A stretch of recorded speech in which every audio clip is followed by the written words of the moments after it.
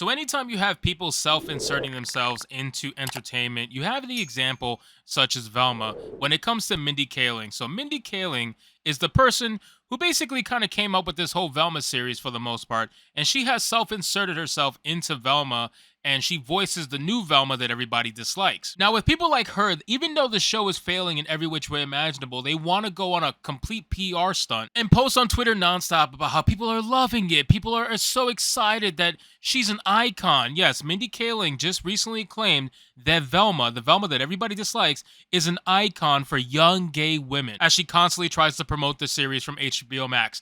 This is what someone does when they feel like they have no other audience. She is pandering to the LGBTQ community because she just feels like she can get away with it with that community with this terrible show. But at the end of the day, literally nobody likes it. Gay people don't like it. Straight people don't like it. Black people, white people, nobody likes Velma. This show is getting destroyed from both the critics and the audience, even though the audience is, of course, being blamed for review bombing, even though the critics are not being blamed for review bombing. No, only the audience is getting blamed because that's their cop out. And it's something that they do with every single show that's terrible. So we're going to get into this article, guys. This one comes from some good old Bounding into Comics, and it says Mindy Kaling claims that Velma is an icon for young gay women in promotion of HBO Max's Velma series.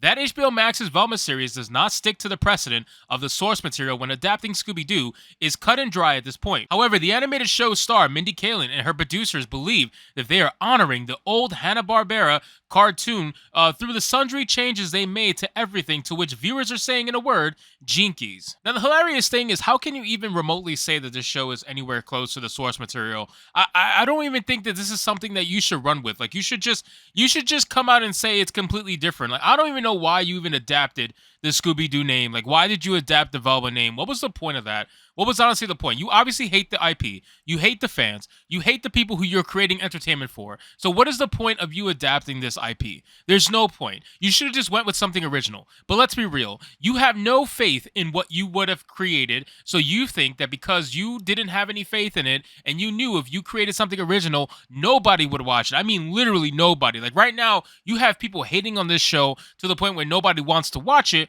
But I guarantee you, if it was an original series, nobody would have watched it even more so. It would have been even worse. So you knew that you needed at least some clout from an initial based IP that you could bring in to ruin, because that's what you do. You don't have any creativity. So you bring in something that's already been made, you ruin it, and then you move on to the next. You guys are like parasites, basically. It says, at a press session at New York Comic Con via Popverse, Kaling first explained that this show is supposed to be scary and is aimed at adults. This is a scary show with murder, she said. I think we've been inspired with a lot more scary teen shows of late, which is why the show is for adults. No adults like this show, just an FYI. This show is not for adults. It has terrible humor that no adult's gonna find funny. Whatever they consider scary is not scary at all. The gore is just completely messy and uninspired. It really is just that bad of a show. She also indicated that the show was inspired by Spider-Man Into the Spider-Verse, especially when it came to modernizing and race swapping. She stated, why not make the character Indian? We've been so inspired by Into the Spider-Verse and seeing these other characters that can embody the spirit of these iconic franchises. Why don't we try that? We love Scooby-Doo so much,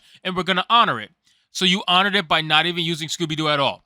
It's like, Scooby-Doo, you love Scooby-Doo so much that you didn't even use Scooby-Doo. That's great.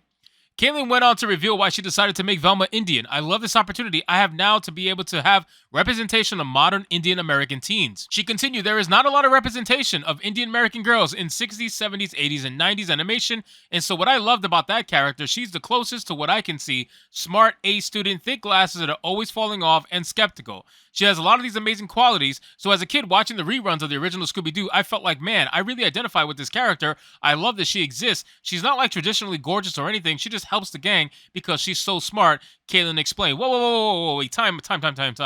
I really identified with this character.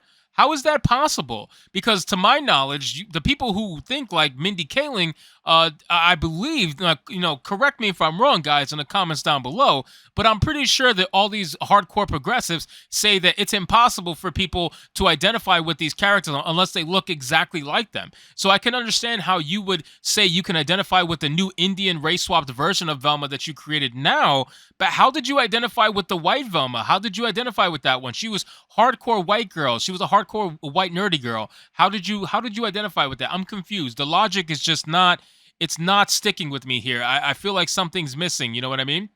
So it says Velma's showrunner, Charlie Grandy, confirmed that the show was also aimed at adults, revealing at New York Comic Con, "We always wanted to do it as an adult animation. And for me, I loved Scooby-Doo as a kid, but it also scared me. I was scared very easily, but I was interested in kind of taking the comedy and the humor of the original and sort of adapting it for older audiences." Kaling further testified on the choice to make it an animated adult show. "We've loved what people have done with their own versions of it. We felt that this was a really interesting and fun way to make a different choice, and it felt worth doing because that hadn't been done before."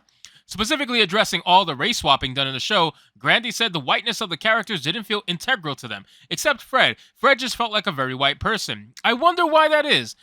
I wonder why they decided to keep Fred, the straight white male, white. I wonder why they did that. Could it be because they wanted to make sure Fred looked absolutely stupid in every way imaginable, and they knew that that was their way into making a straight white male look stupid? Could it be that? I don't know. Maybe I'm just a conspiracy theorist. Who knows? But I would almost guarantee that that's probably what it is. Kaling added, "Fred had to be white. He's the whitest character in the history of television." No, not really. Not really at all. Grandy appeared to also indicate the race swapping, specifically of Velma, was done to self-insert Kaling as the character. As reported by UPI, Grandy stated, "When Mindy came to me and said she wanted to do it, it was because she connected to her because she was this girl who was a smart one who does all the work and doesn't get nearly enough credit." Oh, so now we're just self-congratulating now. This is what we're doing. You know, it's amazing how these people love to stroke their own egos. They really do. Like, they think so highly of themselves that they have to stroke their own egos to the point where they have to self-insert themselves into a children's cartoon, claim to make it an adult cartoon, and then roll with it. Like, it's really sad to see. Like, this is clearly a highlight for Mindy Kaling. This is something she's been wanting to do for a long time. It says, however, he would then claim they didn't decide to race swap the character until later on in the production. "It wasn't until we got much farther down the road where it looked like this show might happen that we really started to talk about how the characters should look and should they be South Asian. At the time, we were like, why wouldn't they be in this day and age?" I love how these people like to pretend like as if minorities or non-white people didn't exist in the world until Hollywood came along, in the 2010s, 2020s. I don't understand why they just believe, or they seem to believe, that non-white people didn't exist. Like, that's how they would come off, That's how they seem like their worldview was, back not even 20 years ago. Non-white people didn't exist. It was nothing but white people everywhere. That's how they like to feel. It's ridiculous. Kaling also indicated the reason they are describing the show as aimed at adults is due to the situations they put the teenage characters in. It's really just the situations that they're in because it's geared towards adults. We can be more like teens who are 15, 16, or 17. What are those sorts of urges which you couldn't have in the show that was for younger kids? Oh, now we're talking about urges for underage kids. This is great. This is what they really want. They want to talk to underage kids about this kind of stuff.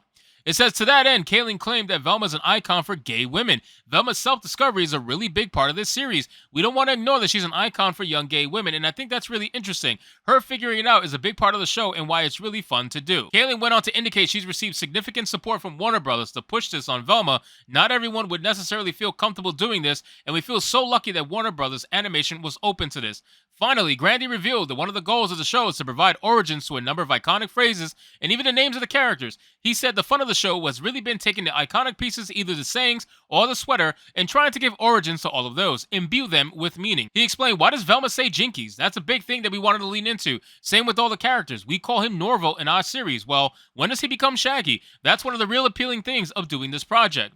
While Kaling and Grandy believe that they could take Velma in their own direction, the problem is they aren't connecting with a wide audience as everyone appears to be checking out after the first episode. And that's what I agree with, okay? This show just doesn't connect with anybody. Anybody. On the left, on the right, in the middle, it doesn't matter. This show is hated equally by literally everybody. Critics, audience, everybody does not like this show. So it is very clear, it is very obvious that they missed the mark, and they are trying to self-congratulate themselves as if they didn't, but we all can see the truth that this show is complete garbage. So anyway, guys, thank you so much for watching this video. I hope you did enjoy, and if you did, consider leaving me a subscribe. I would greatly appreciate it. Don't forget to like the video, comment, let me know what you thought, and I'll see you guys on the next one. Hypnotic out.